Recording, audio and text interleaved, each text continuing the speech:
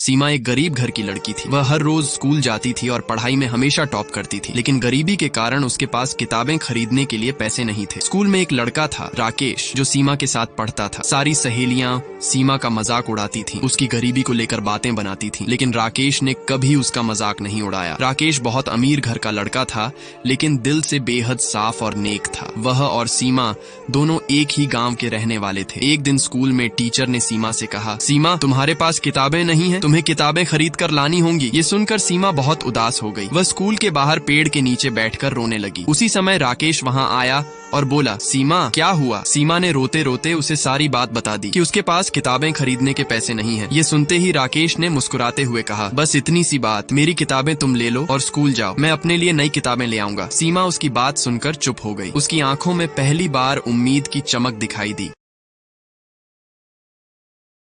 सीमा घर पहुंचती है और घर में खुद ही खाना बनाती है। वह पहले अपने माँ बाप को खाना खिलाती है और फिर खुद खाती है। रात को घर के बाहर रास्ते पर जो एकमात्र स्ट्रीट लाइट जल रही होती है, उसके नीचे बैठकर सीमा पढ़ाई करने लगती है। अगले दिन परीक्षा थी, इसलिए वह पूरी रात मेहनत से पढ़ती रहती है। सुबह होते ही वह जल्दी उठकर नहाती है और सीधा स्कूल चली जाती है। वह परीक्षा बहुत अच्छे से लिखती है और फिर घर लौट आती है। अगले दिन सीमा अपने माँ बाप के साथ खेत में काम कर रही होती है। तभी गांव का एक लड़का दौड़ता हुआ आता है और चिल्लाकर कहता है, सीमा दी, आप परीक्षा में पास हो गई और पूरे स्कूल में पहला नंबर आया है। ये सुनते ही सीमा खुशी से झूम उठती है। वह अपने माँ बाप के पैर छूती है और उनकी आंखों में गर्व की चमक आ जाती है। घर लौटकर वह चूल्हा जलाती है, बड़ा बर्तन रखकर उसमें खीर बनाती है और पूरे गांव में बांटती है। गांव के एक दादाजी उसे कहते हैं, बेटी, ऐसे ही पढ़ाई करती रहो, बहुत आगे जाओगी। उसी वक्त सीमा सोच में पड़ जाती है, गांव का स्कूल तो पूरा हो गया, लेकिन शहर में पढ़ने जाने के लिए मेरे पास पैसे नहीं है। अब मैं क्या करूं?